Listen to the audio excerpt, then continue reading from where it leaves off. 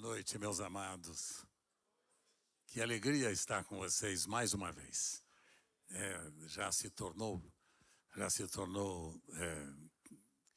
praxe eu estar aqui todos os anos celebrando com vocês este momento tão importante na história da vida desta família, Comunidade da Graça, que reúne-se aqui neste próspero bairro, né, de São Bernardo.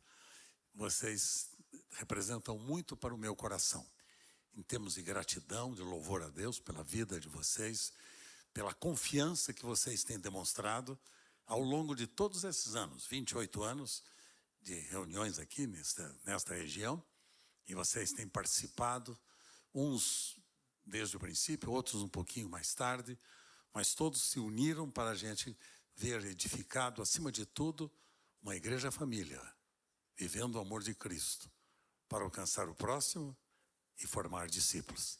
Esse é o grande desafio do coração do ministério da Comunidade da Graça. E eu me sinto honrado por participar, em verdade, da história deste ministério. Vi nascendo, vi os primeiros passos do pastor Marcos, da sua querida esposa, Catinha querida, dos seus filhos. Eu vi vocês agregando-se a este projeto. Eu vi vocês enfrentando dificuldades, lutas, desafios. Vi vocês passando por grandes desafios, né, que o Senhor nos proporciona em relação ao ministério. E como vocês foram conquistando a cada tempo a vitória que o Senhor lhes possibilitou ter. Então eu venho aqui para, em meu nome, em nome de Sueli, que infelizmente não pôde estar comigo hoje à noite para abraçar cada um de vocês. Tivemos hoje durante o dia a nossa casa um pouquinho cheia de... Vocês sabem que eu sou avô. Sabe que eu já sou avô, não? Já sou avô. São 16 netos. Já, 16 netos. Então, tá. São além dos 6 filhos, né? E mais um amigo, um tal de Chico, que é o meu Golden Retriever, um cachorro lindo, maravilhoso, muito querido. Então, nós estávamos reunidos hoje lá, a Sueli falou, por favor, pede que eles nos perdoem, eu não vou ter condição de chegar. Infelizmente, ela não pôde estar, mas pediu que eu abraçasse vocês, que abraçasse particularmente a amiga especial dela, Kátia querida, que tem sido motivo de inspiração também para a Sueli. Que você sabe, a gente lida com pessoas, e pessoas de diferentes né, personalidades. E a nossa pastora Kátia, ela conquista facilmente todos nós, não é não? Pela sua gentileza, pela sua simplicidade, pelo seu coração simples e humilde. Isso é próprio de alguém que sabe liderar. Líder não é o mandão que dá ordem, é o manda-chuva, não é nada de líder, tá? Líder é aquele que sabe como agregar, como reunir as pessoas, como amá-las, como servi-las. Líder, como ensinou Jesus, é aquele que aprende a lavar os pés uns dos outros. Então, meu carinho em meu nome de Sueli, viu, Kátia, você, meu querido Marcos, e a família querida, muito obrigado pelo convite, pelo coração de vocês sempre cheio de amor e de carinho por mim e pela minha família. Ao longo dos anos eu tenho sido premiado com este calor, né, do espírito de gratidão, de companheirismo. E eu estava dizendo agora mesmo para o pastor Marcos, não sou eu responsável por tudo que está acontecendo ao longo destes 47 anos do Ministério da Comunidade da Graça. São 47 anos que nasceu, né, este projeto no meu coração e no coração de outros tantos líderes que estavam ao meu lado, particularmente da minha família. Por isso a Igreja Família, que nasceu particularmente dentro da minha família, na minha casa, com o meu sogro, com minha sogra, com os meus cunhados, com minha família, que uniu-se ao meu coração para que a gente pudesse ver estabelecido um projeto que haveria de abençoar tantas e tantas pessoas. São 47 anos que, neste ano, nós celebramos, e parece que passou tão rápido. Mas eu dizia agora mesmo para o pastor Marcos, eu dizia, a importância mesmo de tudo isso não é minha, não, senhores. Um semeia, o outro vem e rega. E então diz o apóstolo São Paulo, mas quem dá o crescimento é Deus. Quem dá o crescimento é o Senhor. Para quê? Aí Paulo explica, para que a glória não seja de nenhum homem, de nenhum ser humano, que a glória seja somente dele. Então, eu lancei as pequenas sementes, vocês todos vieram e regaram, e nós estamos juntos, né, semeando e regando, e semeando e regando, e que tem dado o crescimento é Deus. Não é a competência humana, não é o carisma pessoal, né, deste ou daquele, não, senhores. Não é o valor de um grande orador, de um grande líder, não é nada disso, não, senhores. O valor está em alguém tão especial e precioso que está aqui nesta noite, a quem eu quero dar toda a expressão da minha gratidão e do meu louvor, ao meu amigo pessoal,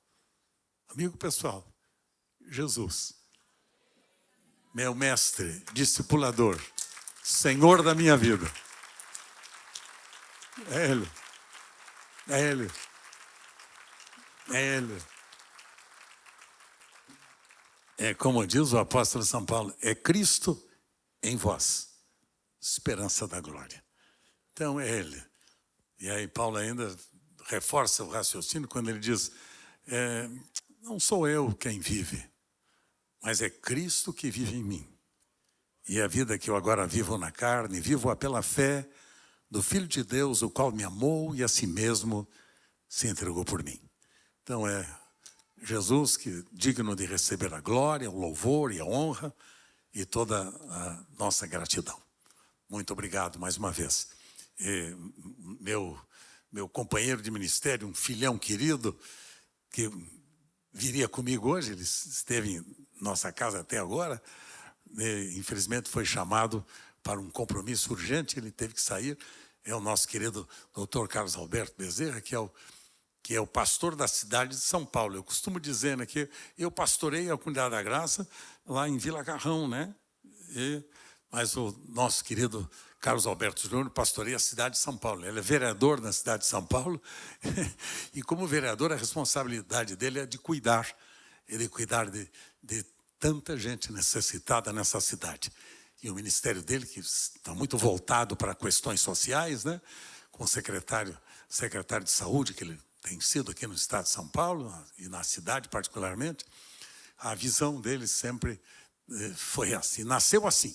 A Fundação Comunidade da Graça nasceu junto com o Dr. Jorge Mantuan, que vocês lembram dele, né? Muitos de vocês lembram do Jorge. É o Júnior e o Jorge, os dois. Foram os dois que começaram com um pequeno ambulatório numa salinha lá em Vila Carrão, da comunidade em Vila Carrão. Nasceu lá, os dois, sonhando juntos.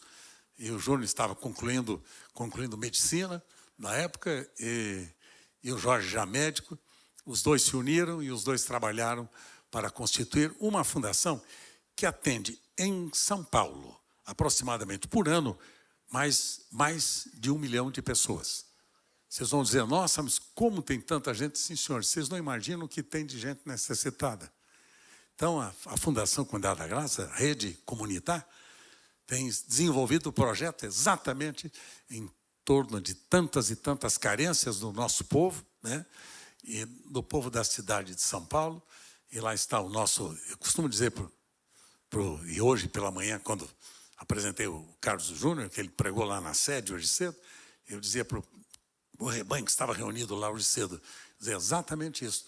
É alguém que pastoreia a cidade de São Paulo, o órfão, o pobre, os mendigos, né, os moradores em situação de rua, né, e gente carente que precisa de alguém que lhes assista, que lhes atenda. Porque sabe, queridos, quem tem que abençoar esta nação não são os políticos, não, senhor. Tira isso da cabeça. Que agora está na moda cada um brigando, porque, né, eu sou desta área, eu sou da outra, eu sou desse, eu sou daquele. Isso é besteira, para com isso. Porque essa não é a nossa função. A nossa função é cumprirmos o propósito para o qual fomos criados como discípulos de Jesus. Nós somos sal da terra e luz do mundo. Quem é? Sou eu. Então, quem tem que abençoar a viúva, o órfão, o pobre, o miserável, o necessitado, o carente, o nu, o preso, não são as autoridades do governo, não, senhores. Deixa eles fazerem o seu trabalho. Isso é para lá. Quem tem que fazer somos nós. Somos nós, é povo de Deus.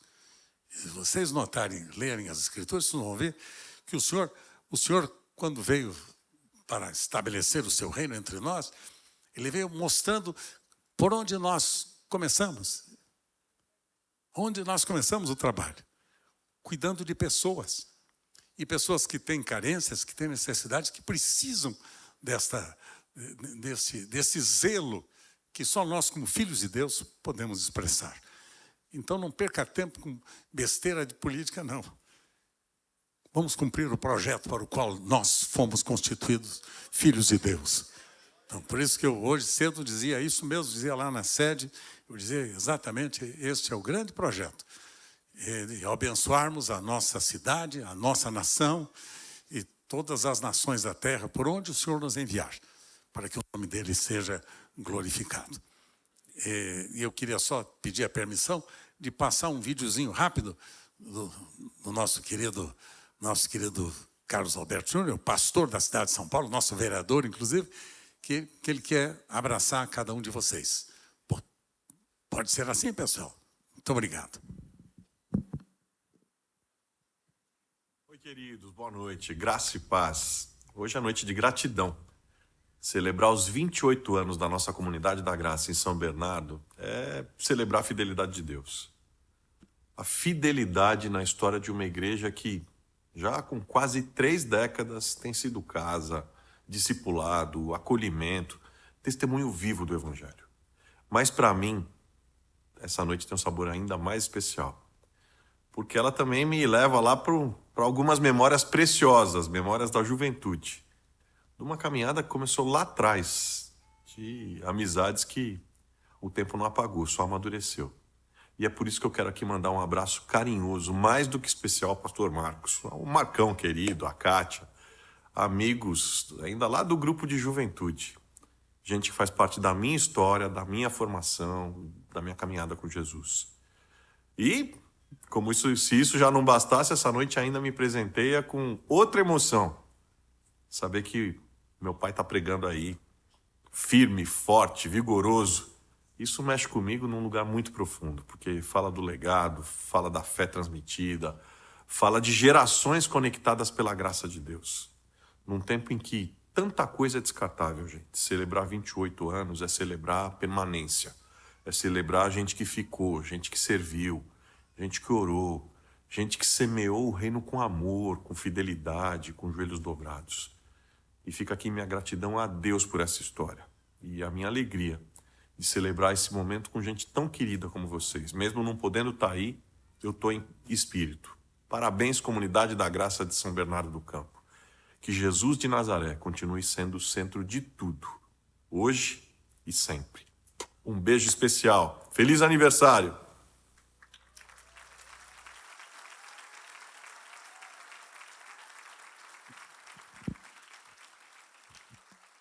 Assim vocês matam a saudade de um dos nossos pastores, né?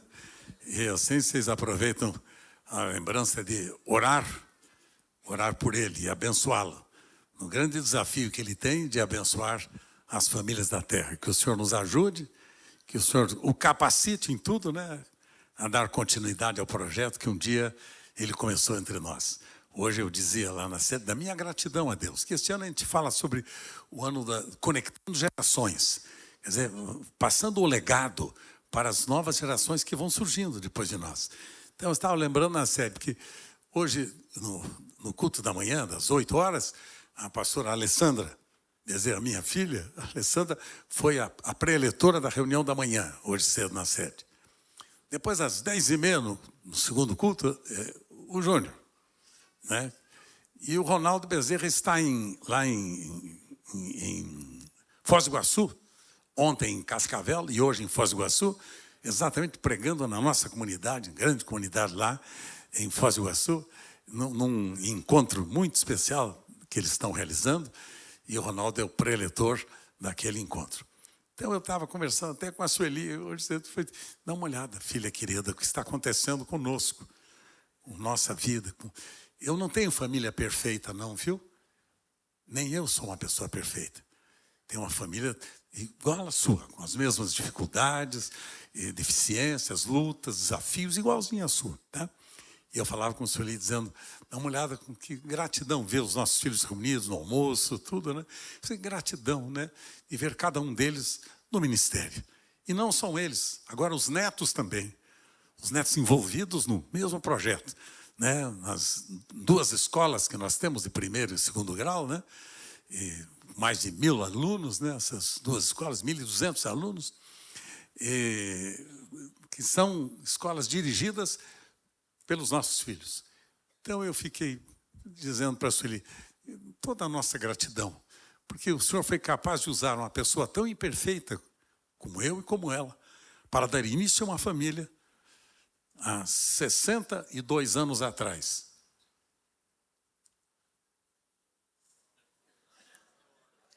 Há 62 anos atrás, porque esse ano eu completei bodas de diamante, vocês sabem disso, né?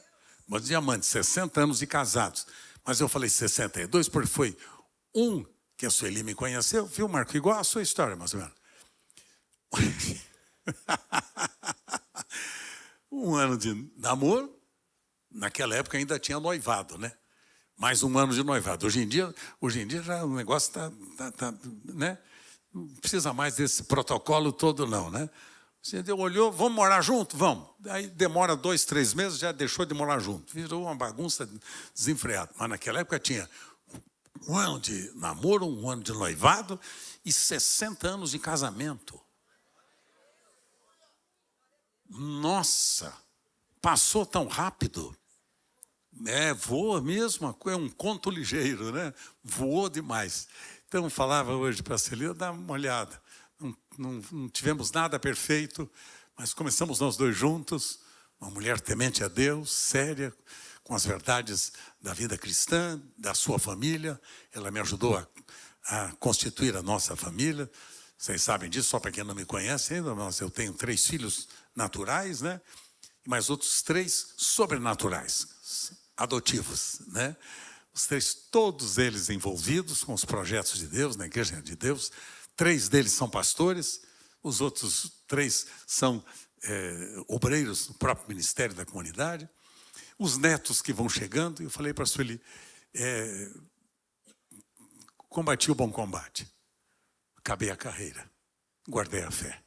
Falei para ela, valeu a pena a gente semear junto, trabalhar junto. Eu e Sueli. E agora vendo os resultados daquilo que o Senhor fez entre nós.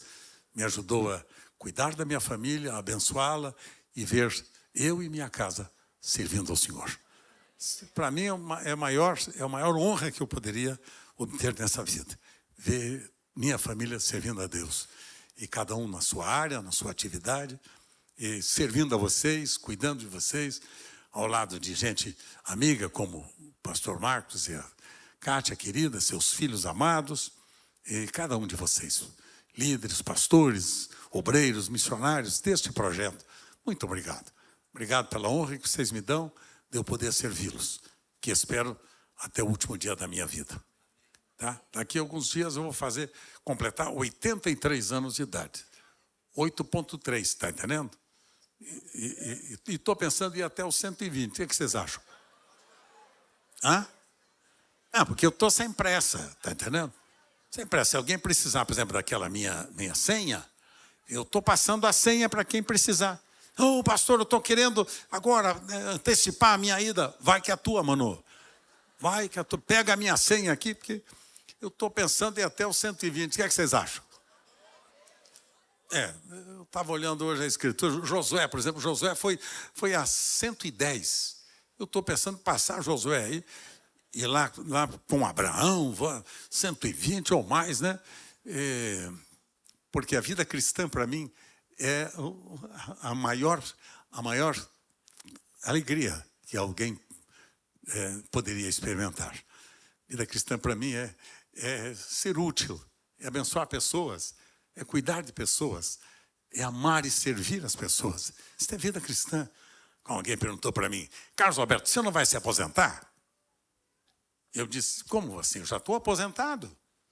O INSS já me aposentou. Quando eu completei os anos de atividade profissional, eu já me aposentei. Então, o INSS me dá um tostãozinho todo mês aí que ajuda a comprar um cacho de banana, uma coisa assim. Mas, então, eu digo, mas eu já estou aposentado. Não, você não vai se aposentar do Ministério? Eu falei, bom, eu até que gostaria, só que os meus amigos todos do Ministério, nenhum deles se aposentou com esta idade. Não, por exemplo, o apóstolo Pedro só aposentou quando foi crucificado, diz a tradição, né, que de cabeça para baixo. Quando o outro cortou o pescoço, quando o outro foi preso, quando o outro foi morto a chibatadas, e por aí afora, a história toda, né? Então, aí houve aposentadoria. Então, para discípulo de Jesus, não tem aposentadoria. Discípulo de Jesus até o último dia da minha existência. Até a última energia que o Senhor me permitir desenvolver. É para servir e honrar vocês. Fingir e honrar vocês. Quando eu vejo hoje nas manchetes aí das notícias todas, é com tristeza, né? Um movimento evangélico que às vezes tem sido tão mal visto, né? Gente dando mau testemunho, né? Gente fazendo, né, com que o mundo que nos olha, nos observa, não sinta muita vontade de estar conosco, não. Conosco, não. Porque hoje em dia é sinônimo, às vezes, de corrupção, né, de mentira, de enganos. Infelizmente. Vocês têm visto isso também pelas redes ou não? Só eu que vejo? Tem visto? É? Tá, então tá. Então você sabe o que eu estou dizendo. E quando eu fico pensando nisso, eu fico voltando meu coração à história da Igreja de Jesus esses dias, quando na Coreia, e eu estive na Coreia, isso há 35 anos atrás, eu estive na Coreia com o Dr. Paul Yong-soo, que é o fundador da igreja lá na Coreia, uma igreja que na época era a maior igreja na Coreia, aproximadamente quase 3 milhões de membros, uma igreja fantástica.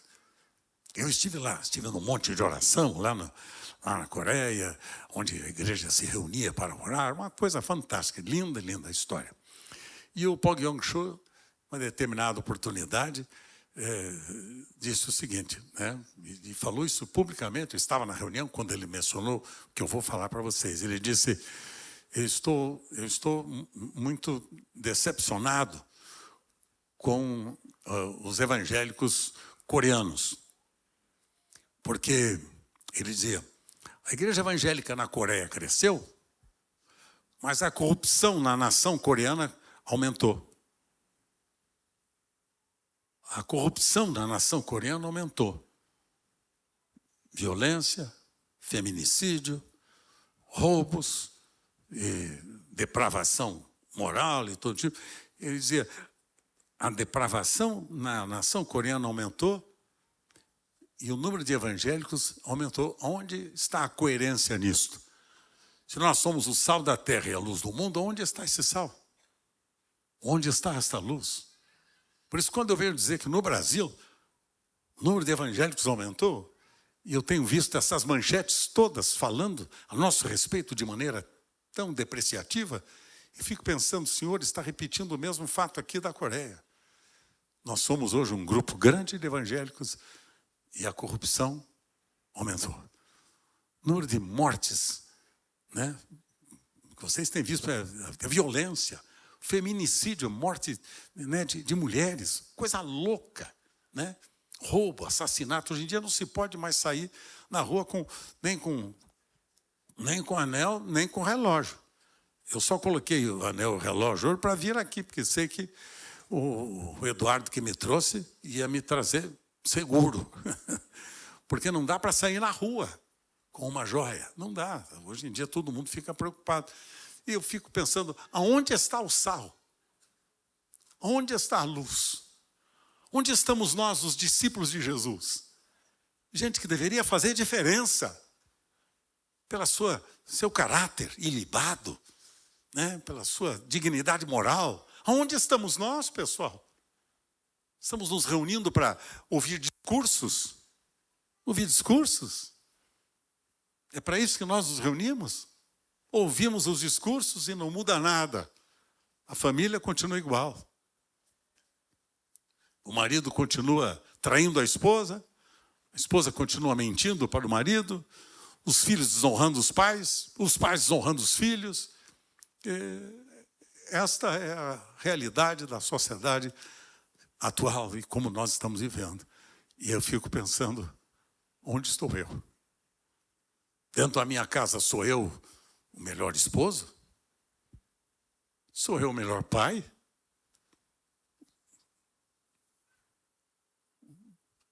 É a melhor esposa? São os melhores filhos? Quem somos nós como cristãos? A palavra cristão significa os parecidos com Jesus. Onde estão os parecidos com Jesus? Onde estão os parecidos com Jesus? Filhos queridos, desculpa eu deixar isso no coração de vocês, mas eu faço com um sentimento de tristeza enorme na minha alma, de saber que nós evangélicos brasileiros não temos cumprido com o projeto para o qual um dia nós somos salvos. Quando nós somos alcançados pela graça de Deus, Ele nos transformou em filhos amados do coração de Deus. Ele nos transformou em filhos. Se somos os filhos de Deus, filho tem que ser parecido com quem? Com o pai. E com seu irmão mais velho. Quem é o irmão mais velho? Jesus. É o primeiro desta nova geração de homens e mulheres semelhantes a Jesus. Onde estamos nós? Esse é o grande desafio da minha vida. Por isso que eu tenho dito, Senhor, tantos quantos anos eu e Sueli tivermos, eu quero, Senhor, cumprir com o teu propósito. Cumprir o teu propósito. De poder ajudar as pessoas a serem mais parecidas com Jesus. Através do serviço, do discipulado, através da entrega de vida, para que a gente possa ver essa sociedade uma sociedade melhor, transformada. Não espere dos homens isto não, viu? Agora vem a época de eleições, então agora este que é o cara. Não era coisa nenhuma. Sabe quem é o cara? É você. É você. É você. É você. O Senhor espera de mim e de você. De mim e de você. Dos discípulos de Jesus. Dos parecidos com Jesus. Sou eu e você. E as autoridades não vão fazer nada, e ganham tanto e não fazem nada. Isso não é problema seu. Isso não é problema seu. O problema seu é ser semelhante a Jesus. Semelhante a Jesus. Amém? Bom, eu parar por aqui, né? Senão eu vou longe demais e deixo de falar o que eu queria deixar um recadinho no coração de vocês hoje, na celebração do aniversário. Obrigado, Pai, que me trouxeste até a minha família reunida aqui nesta noite. Junto com o Marcos, com a Kátia, com seus filhos, com os irmãos queridos desta comunidade que tu, pela tua bondade, alcançaste. Obrigado, Senhor, por esses anos todos de desafios que tu nos tens ajudado a cumprir. E eu oro abençoando a cada um deles. No nome do teu Filho Jesus, com ação de graças. Por teu amor e por tua misericórdia, em teu nome, Senhor. Amém. Amém, queridos. Queria que vocês abrissem comigo o livro de Judas. Judas está no Novo Testamento. Não procura no Velho que você não vai encontrar, não, tá? Está no Novo Testamento. É antes do livro de Apocalipse, tá? Tá antes de Apocalipse. Judas é o último livro.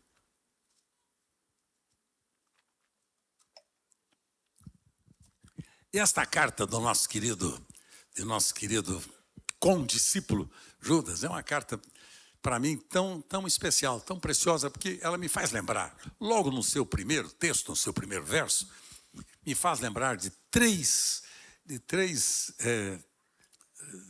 dádivas especiais que o Senhor nos concedeu, que eu queria destacar para vocês e depois orarmos juntos e celebrando esse aniversário. E vocês se preparem, porque hoje parece que eu passei lá dentro, lá parece que o negócio está bom, viu, pessoal? É bolo, é sanduíche, é salgadinho, o negócio está bom aí, pessoal. Acho bom você ficar até o fim, tá entendendo?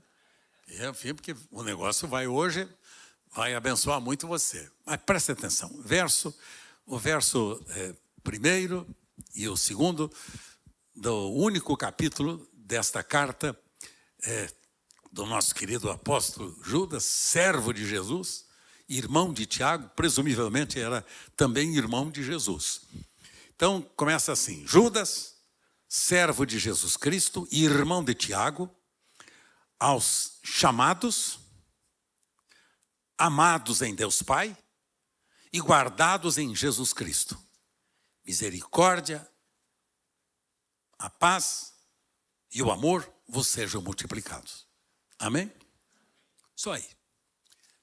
3 adjetivos que para mim aqui são fundamentais, que eu quero só dar um destaque, embora rápido, mas um destaque assim bem objetivo, sobre esses 3 adjetivos que nós temos aqui. Primeiro, quando Judas escreve esta carta, ele está dizendo a respeito da identidade das pessoas com quem ele estava falando. Quem eram elas? A gente precisa saber, né, quem são as pessoas para saber o que dizer para as pessoas. Então, Judas estava destacando aqui 3 fatos muito especiais, fruto da bondade, da misericórdia, da graça de Deus que um dia nos alcançou. Ele começava dizendo o seguinte: aos chamados. Quem são os chamados? Chamados da onde? Chamados para quê? Quem são essas pessoas chamadas? Estas pessoas chamadas por Deus. Lembra-se? Vinde a mim, todos os que estáis cansados e oprimidos, e eu vos aliviarei. Tomai sobre vós o meu jugo e aprendei de mim, que sou manso e humilde de coração, e encontrareis descanso para as vossas almas. Vinde a mim, esse é o primeiro chamado de Jesus. Vinde a mim, os cansados e oprimidos, e eu vou aliviar vocês, vou alcançar vocês, vou transformar a vida de vocês. Chamados para quê? Eu costumo dizer que quem não sabe da sua identidade, não sabe do seu destino. Quem não sabe quem é, não sabe para onde vai. Por exemplo, quando você faz um curso de medicina, você fez um curso de medicina para ser o quê? Médico. Se você fez um curso de filosofia, você fez um curso para ser professor. Enfim, quem sabe quem é, sabe para onde vai, sabe o que fazer. Chamar um médico e dizer, construa esse prédio para mim, ele vai conseguir? Não, tem que chamar um engenheiro, tem que chamar um pedreiro, um construtor, que fará isso aí. Quem é você? Você sabe quem é você? Nós somos transformados em filhos de Deus, amados do coração do nosso Pai. E como filhos de Deus, cada um de nós tem uma identidade e um destino. Ele nos chamou com um projeto próprio, com uma visão pessoal para cada um de nós, para mim e para você. Ele sabe quem você seria, ele sabe quem eu seria, ele sabe quem seria a minha família, quem seriam os meus pais, qual seria o meu nome. A Escritura diz que desde antes de nós sermos concebidos, já no ventre de nossa mãe, ele já nos conhecia. Sabia quem era você, sabia o que você faria e quem você seria. E ele então já, desde antes da fundação dos séculos, chama-me a mim e a você, para a gente cumprir o propósito dele, que era ver os filhos deste Pai Celestial sendo transformados em discípulos do seu Filho amado Jesus. Então, quem somos nós? Chamados, diz a Escritura. O Senhor veio chamar os pecadores miseráveis como eu e como você, das trevas para a sua maravilhosa luz. Ele veio nos alcançar pela sua bondade e pela sua misericórdia, para nós sermos transformados em pessoas, em primeiro lugar, santas. Quer me acompanhar rapidinho? Romanos, lá, abrir com vocês um pouquinho as Escrituras, talvez faça bem, né? Porque é bom a gente ler a Bíblia, não é, pessoal? Hoje em dia não está na moda, mas é bom a gente voltar para a moda antiga, né? Tá? Então, Romanos capítulo 1, verso 7, veja lá, Romanos 1, verso 7. Diz o apóstolo, 6 e 7, veja aqui, Romanos 1, versos 6 e 7. Romanos 1, versos 6 e 7. De cujo número sois também vós, chamados para serdes de Jesus Cristo. A todos os amados de Deus, que estais em Roma, chamados para serdes, você foi chamado para ser o quê? Não dá para ser diferente. Chamados para serdes santos, graça a vós outros e paz da parte de Deus, nosso Pai e do Senhor Jesus. Então, chamados para serem santos. Eu e você fomos chamados para, através da identidade nova que nós ganhamos, através do milagre do novo nascimento, da regeneração, nós agora, como filhos amados de Deus, fomos chamados para sermos. Você sabe o que significa a palavra santo? Santo significa separado. Santo não é impecável. Santo, ele é santo, mas olha, veja a vida dele, não é assim. Então, não, nós somos chamados para sermos separados. Porque os santos sabem, confiando no seu Pai, esperando na sua bondade e misericórdia, podem colocar a sua confiança nele e esperar dele a sua provisão para continuarem separados do pecado. E aí diz a Escritura, porque o pecado não terá domínio sobre vós, porque não estás debaixo da lei, mas estás debaixo da graça, diz Paulo aos Romanos, capítulo 7. Então, nós fomos separados para sermos santos. Você não foi chamado para ser qualquer pessoa. Você foi chamado para ser uma pessoa separada por Deus, para cumprir o projeto que Ele tem aqui, neste mundo, para a glória dEle. Veja bem, 1 Tessalonicenses, capítulo 4, agora, 1 Tessalonicenses, capítulo 4, verso de número 7. Veja outra manifestação da bondade desse nosso Pai, em nos ter chamado para Ele mesmo. Verso 7 diz assim, porquanto Deus não nos chamou para a impureza, Deus nos chamou para a santificação. Você está colocando... cara, obrigado, viu? Eu tinha esquecido que nós temos esse recurso. Olha, Deus não nos chamou para... mas sim para... Então, você não foi chamado para ser qualquer coisa. Você não foi chamado para ser corrupto. Você foi chamado para ser santo. Foi chamado para ser santo. Ele chamou você para a santificação. Então, aí diz o apóstolo Pedro, primeira carta de Pedro, capítulo 1, versos 14 a 16. Me ajuda lá, vamos lá.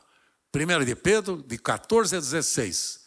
Como filhos da obediência, não vos amoldeis às paixões que tinhais anteriormente na vossa ignorância. Continua. Pelo contrário, segundo é santo aquele que vos chamou. Quantos aqui, só dá uma paradinha aqui, quantos aqui foram chamados para dentro do reino de Deus? Quantos foram chamados? Tem convicção que foi chamado? Chamado para sair das trevas, para andar na luz. Chamados para serem filhos de Deus. Então, pelo contrário, segundo é santo aquele que vos chamou, tornai-vos vós santos também vós mesmos em todo o vosso procedimento, diz outra tradução, em toda a vossa maneira de viver. Então, ele nos chamou com que propósito? Propósito de sermos santos, parecidos com Jesus, chamados para a comunhão com Jesus. 1 de Coríntios 1, verso 9. 1 de Coríntios 1, 9. Me ajuda aí, pronto. Vamos juntos? Leia comigo. Fiel é Deus, pelo qual foste chamados à comunhão de seu Filho Jesus Cristo, nosso Senhor. Você foi chamado para ser santo, e para andar em comunhão com a pessoa do seu Filho Jesus. Primeira grande verdade desta noite. Nós somos chamados para cumprir um propósito eterno de Deus.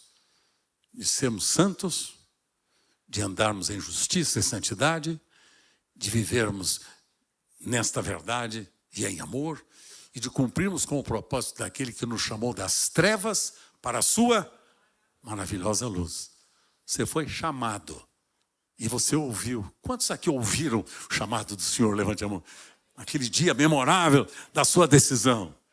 Lembra-se desse dia? Jesus dizia: vinde a mim, vós que estáis cansados, sobrecarregados, oprimidos, e eu vos aliviarei. Tomai sobre vós o meu jugo e aprendei de mim, que sou manso e humilde de coração. Fomos chamados. Primeiro adjetivo que eu quero destacar. Segundo, os chamados pelo Senhor foram amados por Ele. Segunda palavra que o nosso querido Judas, os chamados e amados de Deus, o nosso Pai. Fomos amados pelo Senhor, chamados para vivermos como filhos amados do coração do Pai, não só para que nós amássemos o Pai, mas para que nós expressássemos este amor também uns para com os outros. Colossenses, capítulo 3, verso 12, Colossenses 3, verso 12, veja só o que diz a Escritura. Revesti-vos, pois, como eleitos de Deus, santos e amados, de ternos afetos de misericórdia, de bondade, humildade, mansidão e longanimidade. Portanto, se fomos chamados e amados pelo nosso Pai nos chama para nós sermos parecidos com o seu Filho Jesus, a fim de que o amor do coração deste Pai transborde de tal forma no nosso coração que a gente expresse esse amor de uns para com os outros. Fomos chamados para sermos santos. E agora, amados que fomos para que nós nos amemos uns, nisto conhecemos o amor. Ele deu a sua vida por nós, logo nós devemos dar a nossa vida aos nossos irmãos. Coloca para mim. 1 de João, capítulo 3, verso 16. 1 de João, capítulo 3, verso 16. E esta eu faço questão de que vocês leiam comigo. Nisto conhecemos o amor, que Cristo deu a sua vida por nós. Logo devemos dar a nossa vida por quem? Pelos nossos irmãos. O exemplo é dele. Ele que nos chamou pela sua bondade e misericórdia, para que nós, amados por ele, pudéssemos agora nos amar uns aos outros. Amados de Deus. Agora, viu? Conhecemos o amor como? Conhecemos o amor pelos presentes que damos aos outros? Pelas joias que oferecemos no aniversário? Conhecemos o amor quando? Conhecemos o amor quando damos a vida pelo nosso irmão. Você se interessa pelos seus irmãos?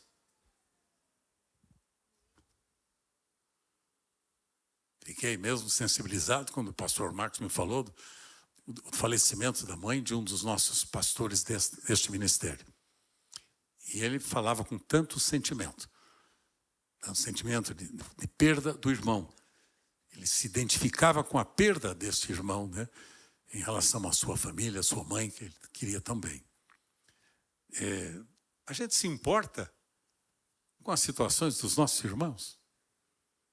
Por exemplo, quantos de nós talvez precise comprar remédio e não tem dinheiro para comprar? Já pensou nisso? Quantos de nós talvez precise amanhã ir para o trabalho e não tem o recurso para pagar a condução? Pensou nisso?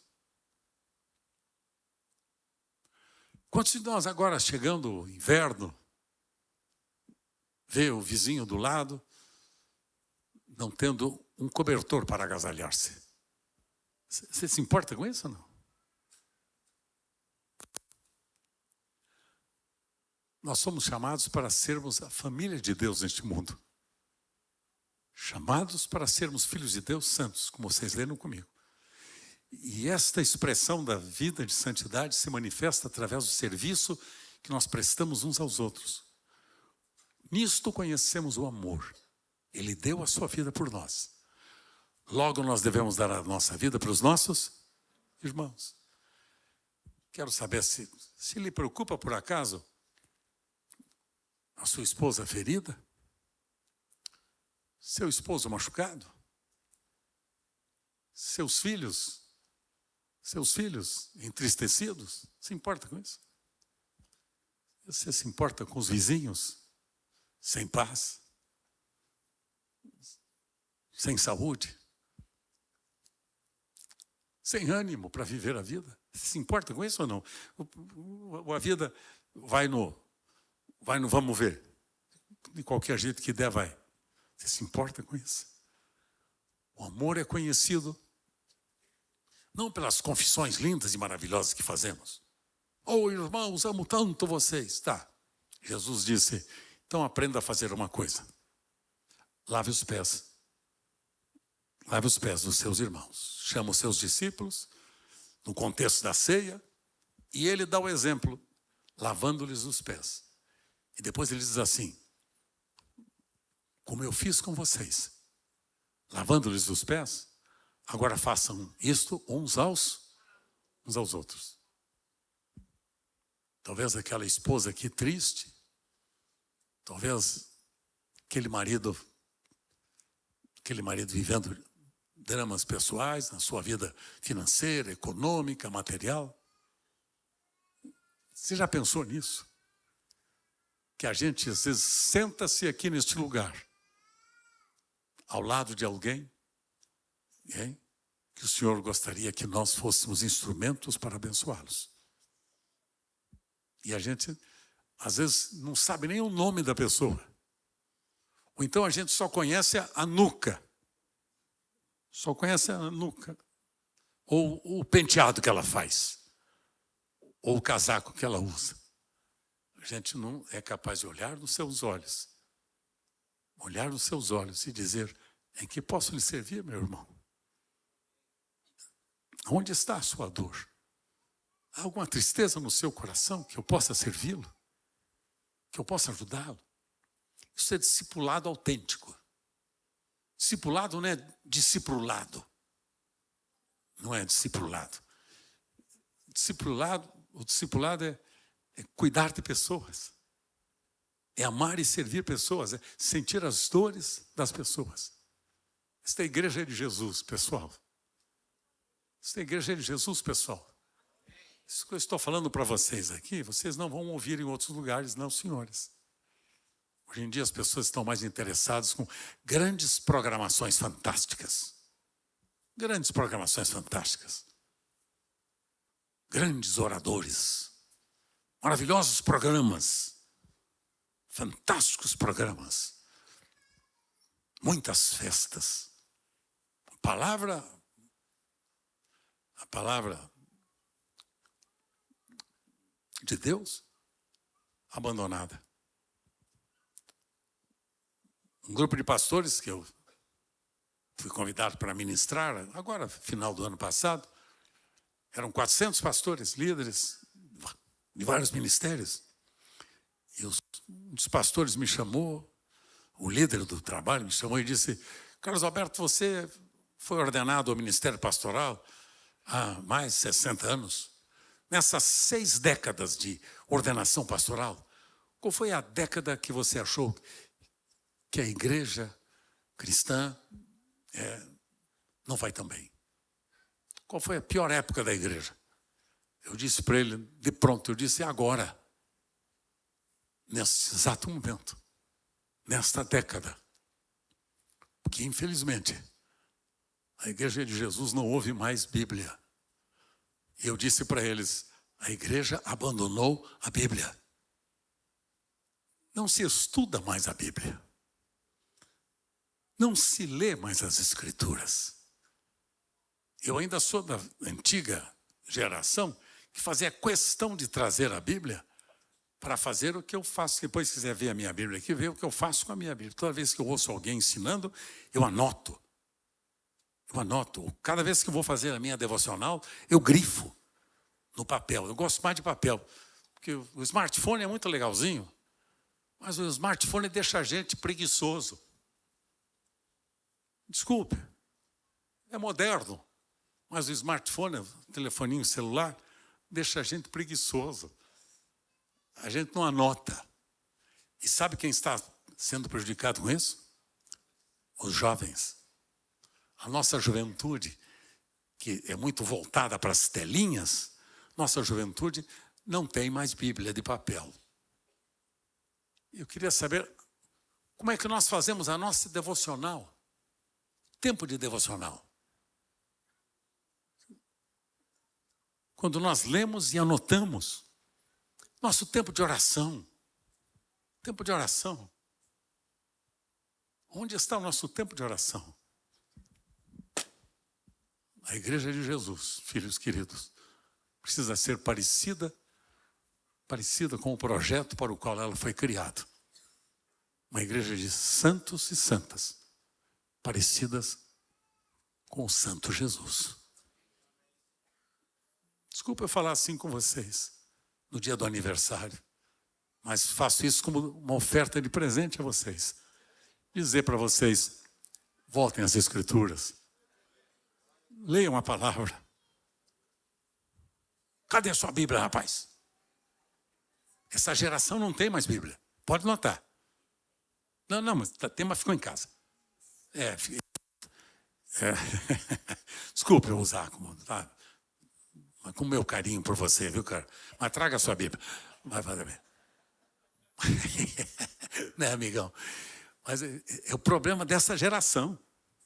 Tá? Eu sei disso, que eu estava um dia desses sentado ao lado de uma esposa de um dos pastores da comunidade, lá na sede, sentada do meu lado. Ela estava do meu lado. E eu tenho sempre a minha Bíblia na mão, com um lápis, com a caneta na mão, para anotar. E eu via que aquela senhora só no telão. E eu, chato, né? É que um cara já com 83 anos de idade tem direito de dizer qualquer coisa, não é verdade, pessoal?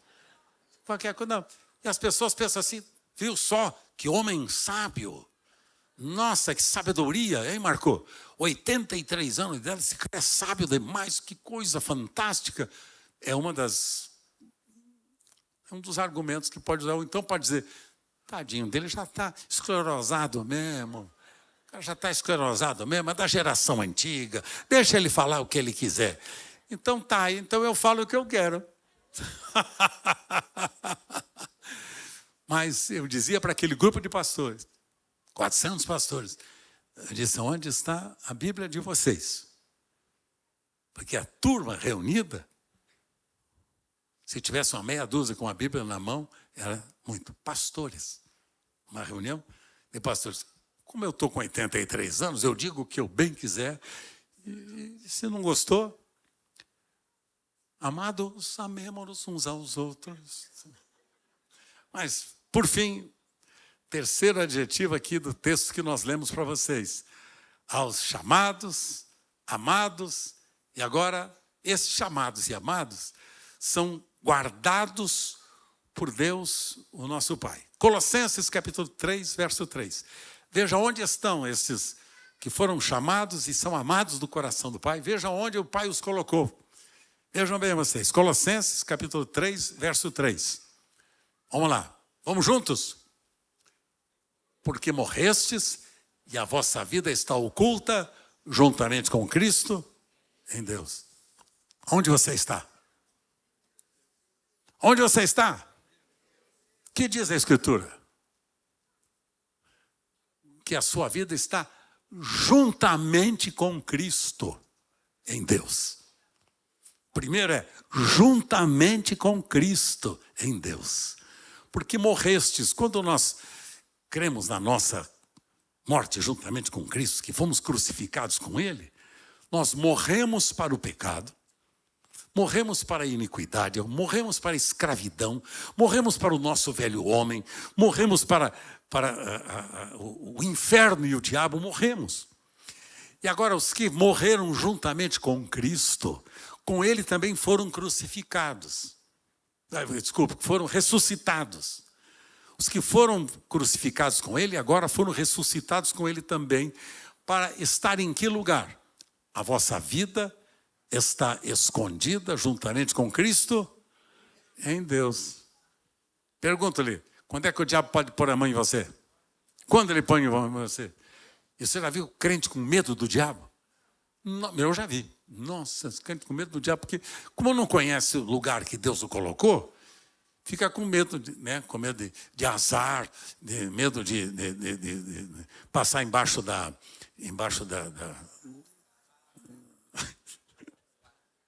de escada, né? Tem medo de passar embaixo de escada e coisa, aquela coisa, né? Enfim. Né? Mas onde é que nós estamos? Guardados juntamente com Cristo. Aonde? Então, quando nós fomos incluídos na morte e na ressurreição de Cristo, ele nos uniu a ele e nos colocou junto com o nosso Pai. Então, para o diabo te alcançar, o que é que ele tem que fazer? Tem que passar pelos anjos, pelos querubins, pelos serafins, passar por Jesus, pelo Espírito Santo e passar pelo Pai. Quando é que ele vai conseguir? Quando ele vai conseguir? Quero ouvir. Nunca. É para ele ouvir também. Nunca. Por quê? Nunca me tocará, porque eu estou guardado juntamente com Cristo em Deus. Vamos repetir juntos? Vamos repetir? Nunca me tocará, porque estou guardado juntamente com Cristo em Deus. Onde você está? Guardado aonde? Com Cristo em Deus. Guardados com Cristo em Deus. Aplaudamos o nosso Pai por isso.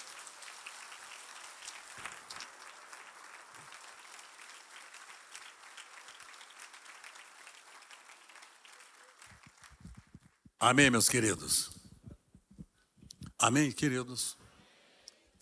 Vamos ficar em pé.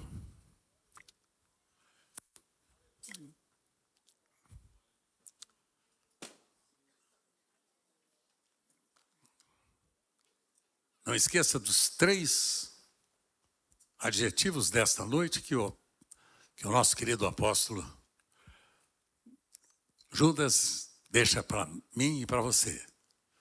Vocês foram chamados e amados e guardados juntamente com Cristo em Deus. Chamado para viver uma vida nova. Amado para expressar este amor. E guardado para que o maligno jamais tenha domínio sobre você. Os guardados juntamente com Cristo em Deus. Lugar seguro e abençoado. Feliz aniversário. Que seja a renovação de mais um ano de vitórias, de bênçãos na sua vida, na sua família, no seu lar, no seu trabalho, na sua atividade. Mais um ano de conquistas e vitórias. E mais um ano em que eu e você temos a responsabilidade de nos tornarmos cada vez mais parecidos com Jesus para abençoar o mundo sem Deus, que carece da nossa presença, uma presença cheia de amor, de justiça e santidade. Expressando de fato o verdadeiro sal da terra e a verdadeira luz do mundo para abençoar todos quantos ao nosso redor estiverem. Perguntaria, você tem algum vizinho passando por dificuldades? Vá até ele amanhã. Mas vá até ele, não para condená-lo. Vá até ele para dizer, posso servi-lo? Como vai sua família? Como está a sua casa? Como vai a sua esposa? Como está seu marido? Como estão seus filhos? Posso ajudá-lo? Você está tendo falta de alguma coisa na sua casa? Você tem feijão para cozinhar hoje? Você tem um bife para passar na chapa hoje? Para sua filha, para o seu filho? Você tem? Posso lhe servir alguma coisa? Em que posso lhe servir?